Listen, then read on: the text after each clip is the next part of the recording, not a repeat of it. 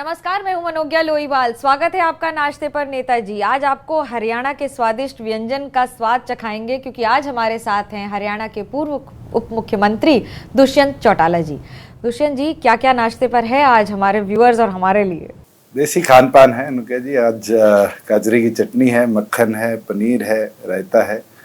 और मैं मानता हूँ कि हरियाणा की एक निशानी है सादा खान पान की, और स्पेशली राजस्थान के एडजॉइनिंग होने के नाते आपको स्पाइस, फ्लेवर, ये सारी चीज़ें हरियाणा के व्यंजन में मिलेगी। तो खाते खाते मुझे ये बताइए कि आप बनाते क्या क्या हैं? मैंने सुना आप खाना बहुत अच्छा बनाते बहुत हैं। कुछ सीखा है। मेरा एक पैशन भी रहा है किचन के अंदर घूम के कुछ ना कुछ बनाने का।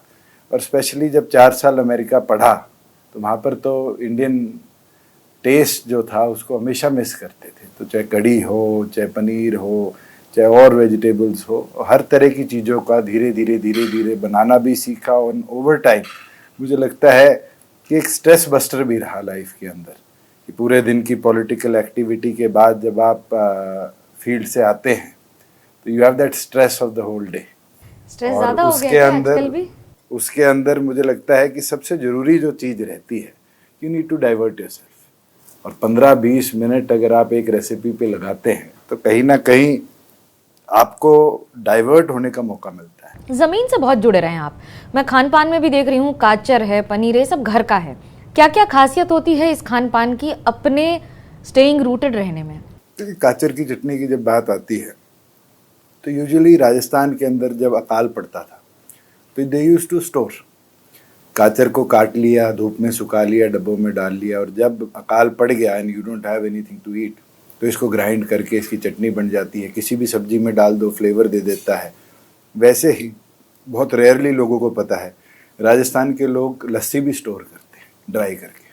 बालू रेत के ऊपर लस्सी घेर दीजिए तो वो पानी जो है वो नीचे चला जाएगा और ऊपर पापड़ी बन जाती है, और पापड़ी को डब्बों में स्टोर कर लेते हैं। और जब गर्मी के अंदर जब आपके पास कुछ नहीं है तो उस शीत लहर में आप पानी के अंदर वो पापड़ लस्सी के जो बने होते हैं वो डालिए, उसको मिक्स करिए and gives you the same flavour. राजनीति में भी फ्लेवर कैसा है? बहुत अच्छा है। और पूर्व मैं हो ये जाने मानता के हूँ, बाद और रिश्ते, ऐसा लगता है कि मिर्ची ज्यादा आ गई है बीजेपी के साथ आपके रिश्तों में।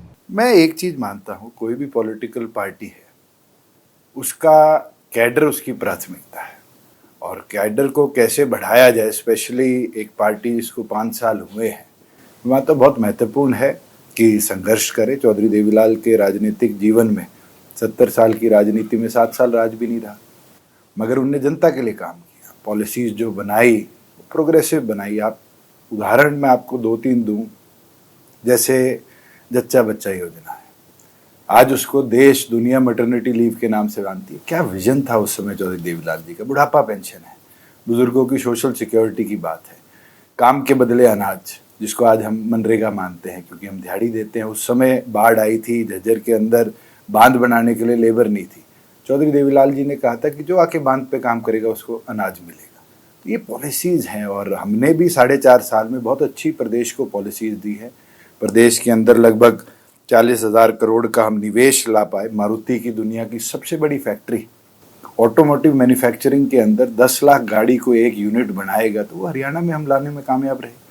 आज हरियाणा के अंदर उठाकर देखिए, हमारी जो Haryana enterprise and employment policy 2020 की है, उसके बाद 13 अलग अलग छोटी पॉलिसीज़ आई, इलेक्ट्रिक व्हीकल्स की, स्टार्टअप की, ITS की, उसके साथ साथ एडिशन हुई मेडिकल इक्विपमेंट्स की। और अब मैं मानता हूँ जो पाइपलाइन के अंदर है, चाहे वो टॉय मैन्युफैक्चरिंग की हो, हमारे पास पेट्रोलियम प्लांट है, ये सारी चीज़ें भी आनी चाहिए। भविष्य इन्हीं का है। पिछले चुनाव के पहले, लोकसभा और विधानसभा चुनाव के पहले हरियाणा के आपकी पार्टी का गठन हुआ। स्ट्राइकिंग रेट में 10 सीटें हासिल कर ली, जो कि बहुत उम्दा माना जाता है। अब लगता है कि एंटी इनकम्बेंसी हो गई, तो चुनाव के पहले अलग हो जाएं, फिर हाथ मिला लेंगे चुनाव के बाद। मैं ये मानता हूँ कि कोई भी पॉलिटिकल पार्टी एंटी इनकम्बेंसी से नहीं डरती।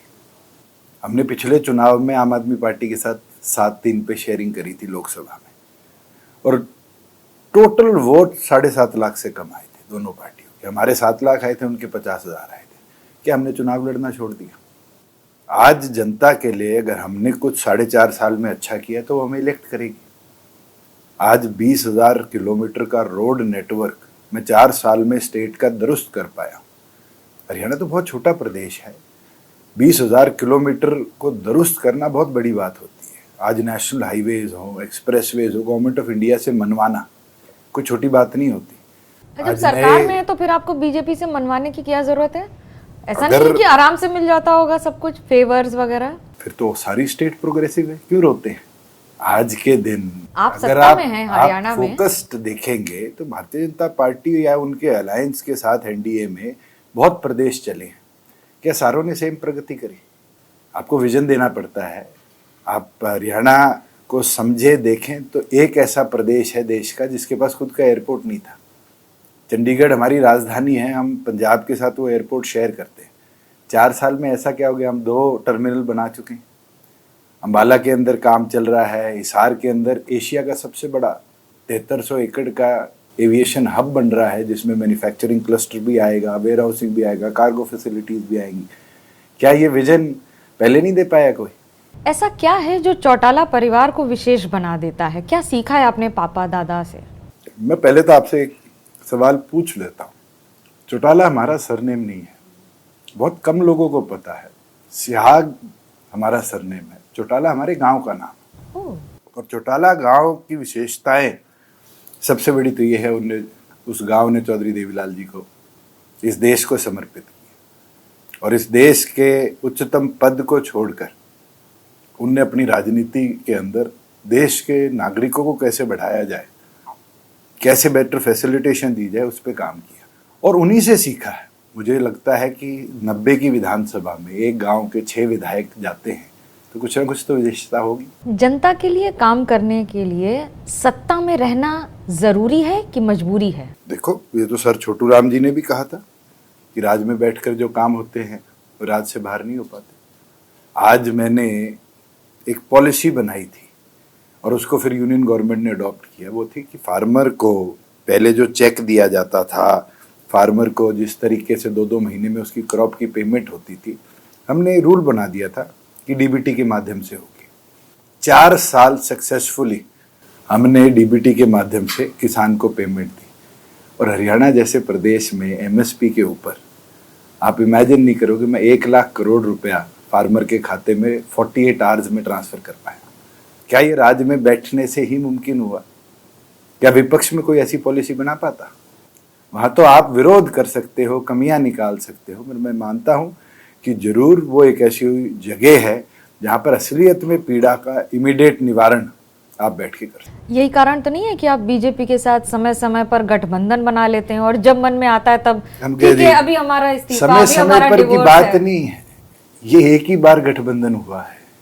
इतिहास उठाइए, हम 5 साल पुरानी पार्टी है और 5 साल में जब हमारे 10 विधायक मिलकर आए तो ये निर्णय संगठन ने लिया कि हरियाणा को स्टेबल सरकार देने के लिए और हाँ, पार्टी के घोषणा पत्र के बिंदुओं को मनवाने के लिए हमें सरकार में रहना जरूरी है और हम कामयाब रहे हैं। दुष्यंत जी, आपके पड़ोसी राज्य दिल्ली के मुख्यमंत्री गिरफ्तार हो गए हैं। आपको लगता है कि जो आरोप लग रहे हैं कि बीजेपी इस तरह की कदम उठाती है चुनाव के पहले, चुनाव में ज्यादा बम्पर जीत हासिल करने के लिए, बात सही है? मैं दिल्ली की एक्साइज पॉलिसी, क्योंकि मेरे पास हरियाणा में ये जिम्मेवारी थी, मैंने पहले भी कहा है, जिस तरह से वो पॉलिसी बनी, जिस तरीके से उस पॉलिसी का विजन रखा गया, वो क्वेश्चनेबल थी, पर अंडर इन्वेस्टिगेशन है। Let the investigation be complete. क्योंकि आज ये कहना कि अच्छा था, गलत था, ये 5 साल बाद आप ही का कैमरा दोबारा दिखाएगा कि आप तो कहते थे वो गलत हुआ या वो कहते थे अच्छा हुआ। मैं मानता हूँ क्वेश्चनेबल चीज़ थी, उसके क्या फैक्ट्स हैं वो एजेंसीज बताएं, मगर अगर गलत है तो एक्शन ठीक है, अगर गलत नहीं है तो फिर पॉलिटिकल वेंजेंस है। अभी पिछले कुछ दिनों में जिस तरह से किसानों ने आंदोलन किया, आपको लगता है कि केंद्र सरकार ने जिस तरह से इन मुद्दों को हैंडल किया है, ये बेहतर हो सकता था या फिर खराब हुआ है? मेरा ये मानना है कि डेलिब्रेट डिस्कशन के बिना कोई विषय कंप्लीट नहीं होता। अगर आप उठा के देखें हमारे प्रदेश में, क्योंकि हम एग्रीगेरियन इकोनॉमी से आते हैं, बड़ा महत्वपूर्ण है कि किस प्रकार से फार्मर्स को बेटर फैसिलिटेट हम करें। हमने 14 फसलें और Haryana is the only state in the country जो 14 फसलें एमएसपी पर खरीदता है। 19 फसलें ऐसी है जो भावांतर भरपाई योजना के तहत we give them the cost sharing. For example टमाटर 6 रुपए का है, आज मार्केट डिमांड के हिसाब से टमाटर की वैल्यूएशन जो है 2 रुपए होगी, तो हम 4 रुपए देते थे उसको। ऐसी पॉलिसीज बनानी पड़ेगी। और बहुत रेयरली मैं मानता हूं कि आपके भी चैनल के अंदर बहुत कम लोग होंगे जिनको ये पता होगा कि एग्रीकल्चर संविधान में 2 तरीके से देखा जाता है। Agriculture as a subject is a state subject. State decide करेगी कि जीरी के अंदर हमें क्या सब्सिडी देनी है, हमें इक्विपमेंट्स में एग्रीकल्चर के क्या सब्सिडी देनी है, किसी ने पॉली हाउस लगाना है क्या सब्सिडी देनी है। मगर जब बात आती है प्राइसिंग, किसी भी एग्रीकल्चर प्रोड्यूस की प्राइसिंग जो है वो कॉन्करेंट लिस्ट में है। और कॉन्करेंट का मतलब है केंद्र की एक कमेटी रेट तय करती है और वो स्टेट्स पर छोड़ देती है कि आप उसको इम्प्लीमेंट करो ना करो। मैंने ये सुझाव कई बार पहले भी दिया है और आज भी देता रहूंगा कि इसके ऊपर स्टेट्स और यूनियन को बैठ के हमें कहीं ना कहीं पॉलिसी बनानी पड़ेगी। और आज जब हम बात करते हैं कि आगे क्या होगा, भविष्य में क्या होगा, जब तक बैठकर पॉलिसी बनेगी नहीं तो हर स्टेट का एग्रीकल्चर प्रोड्यूस अलग है और हर स्टेट के एग्रीकल्चर प्रोड्यूस के अंदर समस्याएं भी अलग है। चुनाव आ रहे हैं, चुनाव में आप सारी सीटों पर लड़ रहे हैं, बीजेपी के खिलाफ लड़ रहे हैं, तो क्या हम ये कहें कि अभी 6 महीने तलखी रहेगी दोनों में और उसके बाद फिर? आपने तो तय कर दिया। मैं पूछ रही हूँ कि हम वापिस वहीं जाएंगे। मैं तो पूछ रही हूँ राजनीति के अंदर क्या संभावनाएं बनेगी भविष्य में, ना आप तय कर सकते ना मैं तय कर, ये तो इलेक्ट्रल तय करेगा। अगर नंबर्स आएंगे और उस नंबर से हमें स्टेबिलिटी भविष्य में मिलती है तो उसके ऊपर विचार किया जाएगा।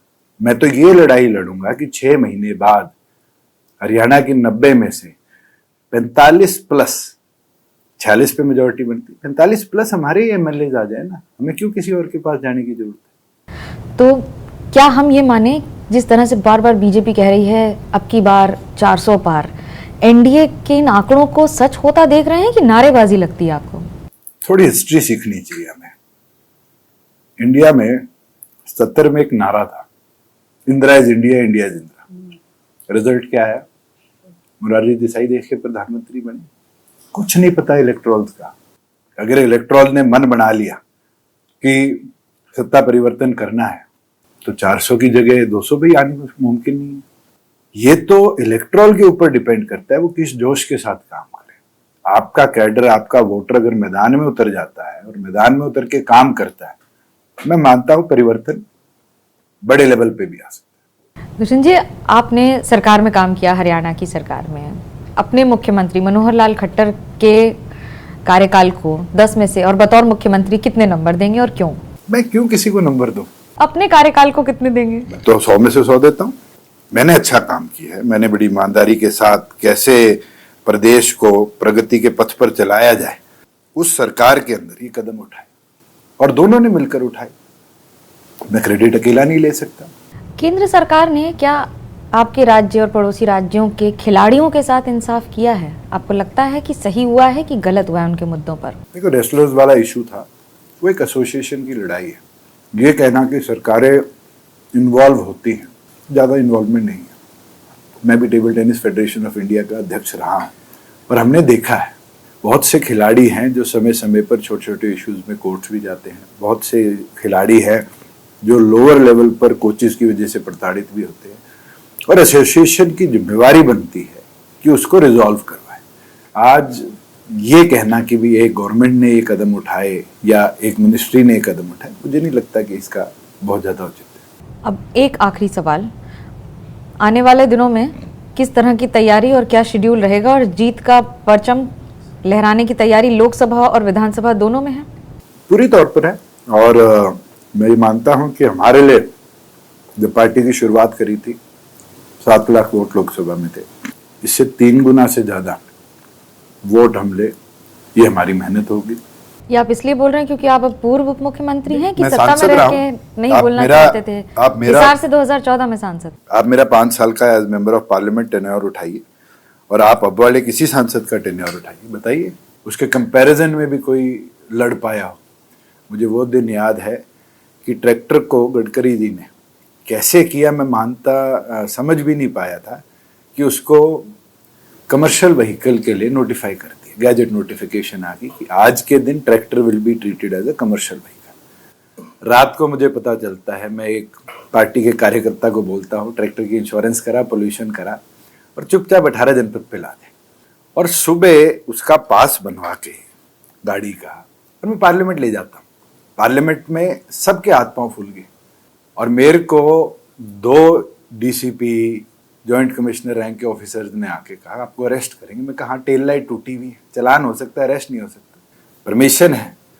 उस समय सुमित्रा ताई हमारी अध्यक्ष होती थी, उन्होंने बुलाकर कहा, मैंने उनको वो वाकया याद दिलाया। मैं कहा अटल जी भी इस सदन के अंदर बैलगाड़ी लेकर आए थे किसान की लड़ाई लड़ने के लिए, और आप मानोगे नहीं कि एक हफ्ते बाद गडकरी जी ने बुलाया मेरे को और वो विड्रॉ करी और विड्रॉ कर कर वापिस उसको एग्रीकल्चर व्हीकल डिक्लेयर करने का काम किया।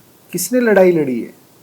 ये लड़ाइयाँ लड़ने की होती है। आप विपक्ष में हो, सत्ता पक्ष में हो, अगर आवाज मना पाओगे तभी आप आगे बढ़ पाओगे। ये आगे बढ़ने का समय तो आ गया है। दुष्यंत जी, हमसे बात करने के लिए बहुत बहुत धन्यवाद। और आने वाले चुनाव में नजर रहेगी कि आप मक्खन खा रहे हैं कि मक्खन जनता को और वोटर को लगा रहे हैं। देखो, हरियाणा का तो हर आदमी मक्खन खाता मिलेगा आपको। हरियाणा की कहावत है, दूध दही का खाना देशा में देश हरियाणा। ये बात तो सही है, बहुत ही खूबसूरत प्रदेश है। आपसे बात करने के लिए शुक्रिया। कैमरा पर्सन सूरज पांडे और जितेंद्र सिंह के साथ मुझे मनोज्ञा लोहीवाल को दीजिए इजाजत। खबरों का सिलसिला एबीपी न्यूज पर जारी है।